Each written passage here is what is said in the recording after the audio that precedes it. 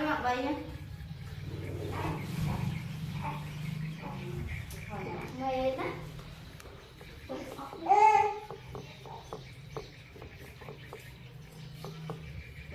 Rồi.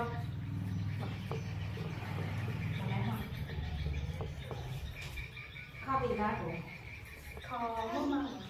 Ôi, trong cá đồ. Trong cá đồ. Nó tăng rồi đấy. Tôi làm kia. Thì vô mày. Rồi mình thuê để tâm mầm mày để ăn bọc câu ra. Chưa đi, các anh sẽ quay mấy đứa.